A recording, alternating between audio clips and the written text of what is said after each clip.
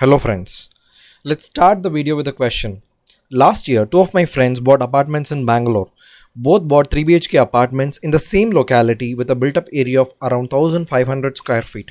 But the difference is, my first friend bought it for a price of 6000 rupees per square feet of built up area, whereas my second friend bought it for 10,000 rupees per square feet of built up area. If the location is same, if the build quality is almost same, why is there a significant difference? When I inquired the details with my friends, my first friend told me that he bought the apartment in a medium sized society with 50 houses where there are some minimal amenities such as children's play area, gym, etc. Whereas my second friend bought it in a very large society with 500 houses. It's a high rise apartment with several amenities like clubhouse, swimming pool, gym, walking space, garden, etc. My second friend was very confident that the price that he paid is really worth. Now, the question is, are these high rise apartments more valuable than these medium sized apartments? Now, I would request you to pause the video and comment your answer in the comment section. Is it yes or no? My answer it's no.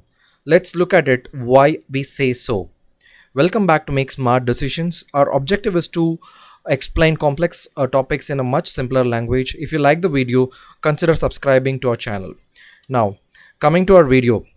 When you're buying an apartment, you always need to remember you're not buying a concrete box in the sky. When you're buying an apartment, you are buying part of the building and part of the land in which the apartment is located. Let's understand this with an example. So, let us say an apartment is constructed in a total land area of 10,000 square feet with 5 floors. Each floor's built up area is around 4,000 square feet, with each house's built up area 1,000 square feet. For simplicity, let's ignore the common spaces right now. Now, as there are 5 floors, there are 20 houses, each floor having 4 houses, and hence the total built up area is 20,000 square feet. One house 1000 square feet, 20 houses 20,000 square feet. Now I have to divide this plot area of 10,000 square feet among all the 20 houses. Since all of them are equal in size, equal in the built up area, I can divide the land into 20 equal parts, which is 1000 square feet, 500 square feet per house. So if you're buying one house in this apartment building, you're going to get 1000 square feet of the building and 500 square feet of share in the total land. If in case after 30 years, if this building is supposed to be demolished and rebuilt again, you will get a apartment with a similar UDS and a different built up area depending on the number of floors that is being built. What is this called? This is called the undivided share of land, which is called UDS. Now, the UDS is generally expressed in percentage terms if you look at the sale deeds of apartments.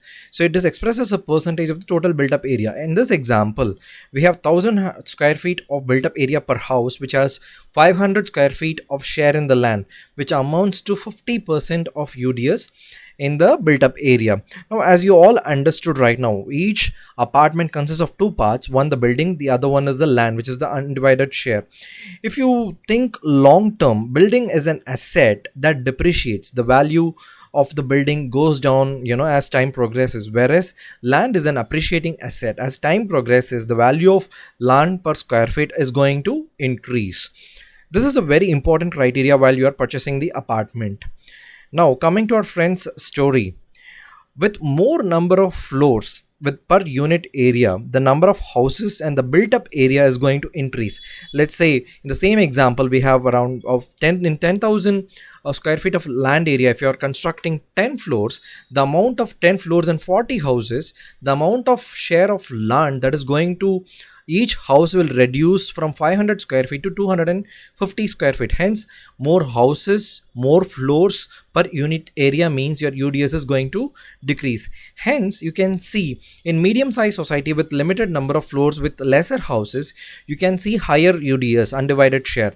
It ranges anywhere between 30% to 60%, whereas in high rise large societies, it is around 20% to 40%. You may argue that there are a lot of empty spaces in the large societies, but if you go in depth, and you can actually do a benchmarking study where you see the UDS trends of large societies, it generally hovers around 20 to 40%. In fact, I checked one of the apartments in Chennai last year, and it had around 15 floors, and the UDS that was given is 21% for each apartment.